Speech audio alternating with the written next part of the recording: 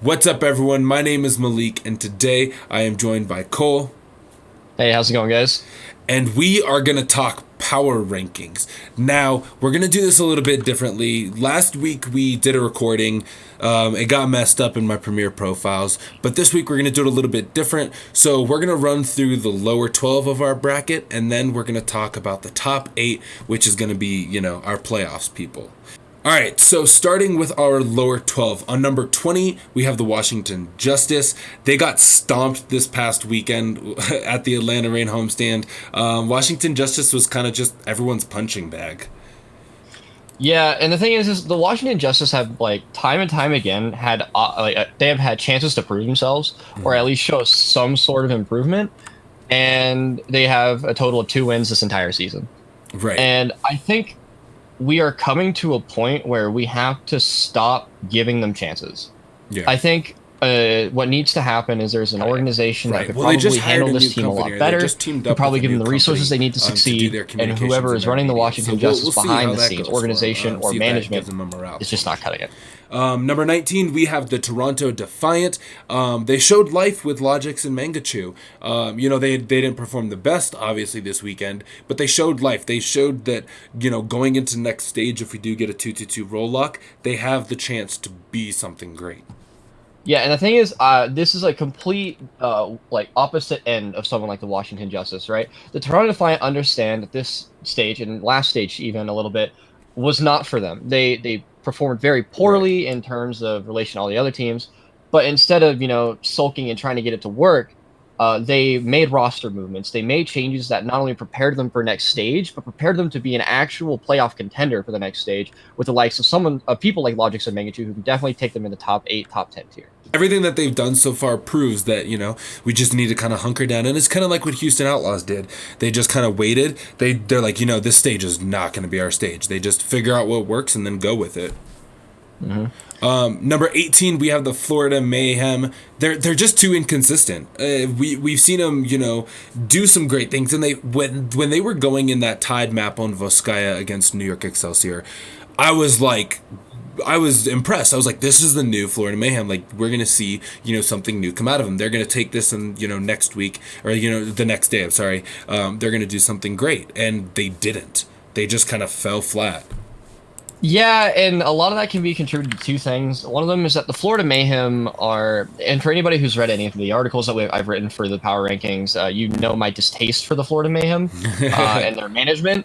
But I don't hate the players. I think that they're put in a very awful position in the fact that they are 6 people who came together to play specifically because they're Korean. Right. And Bare Hands has quite literally barehanded his situation and barehanded the situation and just didn't do. It seems like he didn't do any research. It's like, again, he just threw a bunch of Koreans together. Right. And on the other end too, I think New York has been showing some weaknesses, and Florida Mayhem were able to take advantage of that. Right. And inconsistent or not, their highs aren't very high, but you see the life of a roster that could work with some love and time. But again, organizations like Florida Mayhem can't give them that. Right. Number 17, we got the Boston Uprising. I don't have anything much to say about them. We didn't see them play this past weekend. And, I think it's just one of those things. Look forward to next stage. Yeah. Okay. So here's my one thing with the Boston Uprising. I personally got to meet a few of their players a couple months ago at PAX East, specifically Axiom and Kelix. Okay. I didn't get to speak to Kelix very much. I got to speak to Axiom, and Axiom talked about how he had to come in when Color Hex got banned for a few games, where Axiom was thrown onto Zarya, and he expressed the fact that the team dynamic, and this is specifically around fusions, is that he is the main shot caller. And that's it. It's very difficult to have, a secondary shot caller when someone is so impactful like Fusions. It seems like everything else doesn't matter. But I think if the Boston Uprising needs to do anything to improve with their current roster, I think they need to find a way to get Axiom into the mix. Axiom is a fantastic main tank player. He does incredible work. So if you find a dynamic, almost like the Soul Dynasty had with Fissure and Marble, where you sub them in for specific things, right? I think putting in Axiom will allow other players to have not a voice in general, because Fusions absolutely allows people to talk, Right. but I think other players will have a bigger impact in shot calling, and we can see who would qualify for that second shot caller spot. Number 16, we have the Atlanta Reign coming hot off of their homestand weekend. All they needed was a little bit of love. All they needed was a little bit of encouragement. And I'm not gonna say that this is a big turnaround point, because we've seen the Atlanta Reign upset New York Excelsior and then drop 4 maps. We've seen them falter before, but they did look a lot better, and they looked like they were having fun. And I think Atlanta is one of those teams where, as long as they're having fun, they're going to perform well. Right, they needed a little bit of love and a little bit of 2 out of the 3 worst teams in the league to go up against. Yeah, exactly. So I think that was that might have been intentional. I'm not sure. Probably. It seems so far that in the homestands, the teams that are hosting it usually have 2 easier games in their schedule. I think that's to help create a hype environment for the people, knowing like, well, I don't want to go. The hometown team is just going to get destroyed, right?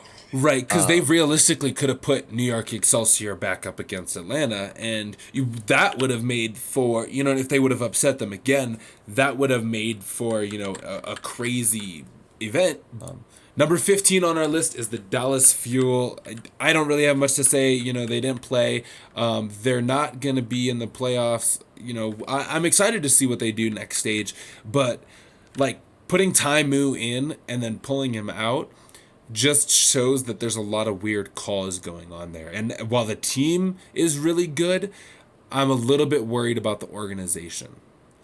Yeah, but we also have to understand the kind of player that Taimu is. Taimu is an emotional player, Right. like most of the roster, but he also he tries not to be. So a lot of the times in even contenders games, when you're allowed to make substitutions between maps, there is a set plan from a coach, and this is also in collegiate as well.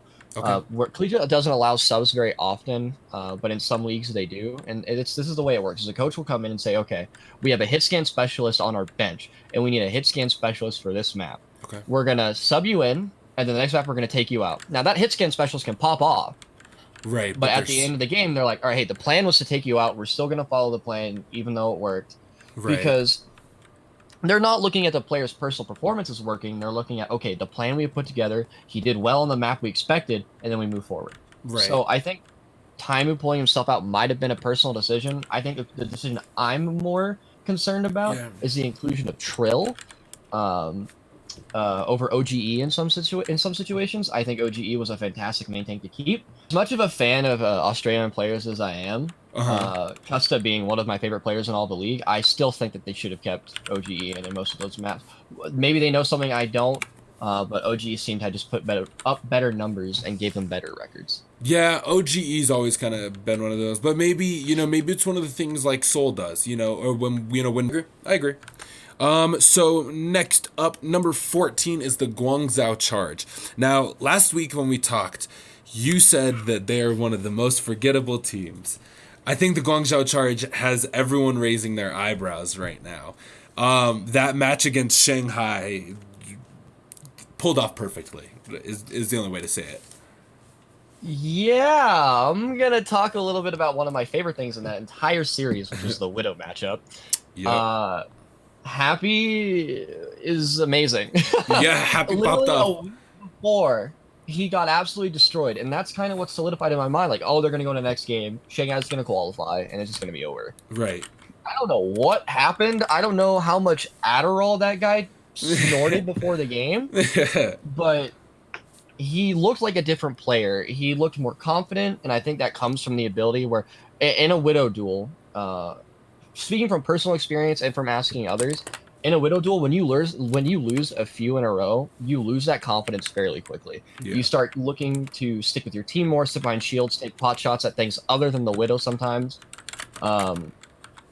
But Happy looked like he had that confidence even after losing, one or two duels, which is really the most. He didn't lose a lot of duels, and I think that he led his team in a sense in terms of making openings. The whole team did extremely well. Right. KYB was not in the game, which good decision, but I think more performances like that in the Guangzhou Chargers are going to be not a forgettable team in the league. Yeah. Number 13 on our list is the Paris Eternal. You know, I don't really have any hate towards the Paris Eternal. I just don't think that they're consistent enough to make it into the top 10 and to be considered a top team even. They have a lot of work to do with their consistency, especially with Fincy. You kind of never know what you're going to get with him, and that's kind of a letdown with the team. Yeah, I think when you have a player like Fincy, where every time you step on the stage, you get one of two different people, it's very difficult to go in without an uncertainty. I think another issue, as talented as this player is, I think Cruz needs to um, control his emotions a little better. We all saw the clip where he was very upset after getting reverse swept once again by Boston. Number 12, we have the London Spitfire. Once again, kind of just one of those teams that we're waiting for next stage to see what they pull off. They have all the components. We've seen the London Spitfire do amazing, especially in a DPS heavy meta. So for me, I'm just kind of waiting to see. Yeah, I think this entire season up until now for London Spitfire was just like great. Our entire winning strategy has been destroyed by a Swedish woman, like with Brigitte, bringing in goats. But Right. I think with Profit and Birdring, that is still one of the best DPS duos in the entire game. Biggest things to look out for next stage is how will teams use their DPS players? And what will teams without DPS players at all even do? Because think back, there are some rosters that have one DPS player listed now, Right. with multiple flexes, and those flexes being tank players. I think we're going to see a few signings before Stage 4. Okay. And I think we're going to see some of those flex players, start spamming solo queue with just whatever they need, Genji, Tracer. Right. I could see it.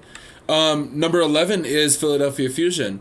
EQO and Carpe have proven themselves again. My thing with the Fusion is they're kind of flip floppy. You don't really, not that you don't know what you're gonna get, but at times they perform like they are a top 4 team, and then at other times they perform like they are leading the bottom of the pack, and that's one thing that's concerning with the Philadelphia Fusion. Yeah, I would expect to see the Philadelphia Fusion on a table in a 1950s diner at 9 in the morning because they're pancakes. They get flopped a lot, or flip flop. But I think one of the main issues, and I've seen a lot of memes on Twitter about this, is they want to bring Fraggy back, where it seems like their Reinhardt play specifically is one of their weaker. Sato didn't perform. I don't like Philly's Reinhardt gameplay. I just don't. And I think we all saw the team crumble in the map that they lost to the Justice. Right. I thought that if I didn't know that Philly couldn't lose that game, I thought that they would, because it's anybody but the Justice. Right. But even dropping a map to the Justice, they looked so awful. Yeah. And I think that some of the key mistakes made there were by Sato. And I think they need to start looking at contenders and start looking at, who's going to be turning 18 soon, because then you can get somebody that you're going to keep for a long time. Number 10, we have the LA Gladiators. So close, but not close enough for them. I mean, we've seen them improve. We've seen them make a lot of changes to their roster and to how they play. But they're just right there. They didn't quite make it to the cutoffs, and next stage they're gonna have to work really, really hard if they want to make it into the season playoffs. Right. I think if there was one person who could take the LA Gladiators from doing pretty well into the GOATS meta, into being a top 4, top 8 team, again in DPS, it's DPay. Yeah. Deepe has always been one of my favorite coaches in the entire league. Watch any of his interviews. That man is one of the most genuine people to ever work in sports. Right. And the way that he coaches players and works with them personally, that is the key to unlocking players like Surefour back into this meta. Right. I agree. And I think that they will do great next stage. Going into number 9 is the Chengdu Hunters. I labeled them down as our wacky anti-hero because they kind of just play whatever they want whenever they want, and sometimes they do really great. They pull out wins and they look like a top tier team. Other times it kind of looks like some plat games. It's just kind of all over the place. And Chengdu is one of those teams where we've talked about they need space in order to do well. If they don't have space to work around, then they're kind of just screwed. Yeah, and I think that they tried so hard to fight the Goats Demon. They tried to play literally anything but that. And then when they did play it, they didn't seem very good. But I want to highlight a player that I think has made the best improvement. Ameng has some of the. If this was a little league baseball team, I would give him the most improved award because he went from having some of the poorest Reinhardt stats in terms of Goats play into really coming into his own, even in a few categories, holding second or third for a couple games. I think Ameng decided that if they couldn't, play their own style and they needed to go meta, that he was going to be the one that needed to take it upon himself to improve, and he did just that. So that wraps up our bottom 12 discussion. We have another video up where we discuss our top 8 in the playoffs. I didn't want to cram this all into one and make it one big 30-minute video. Instead, we wanted to space it out a little bit. And if you're interested in seeing our lower bracket discussions, obviously we have them here for you. But now we're going to move on to what we think about the top tier teams.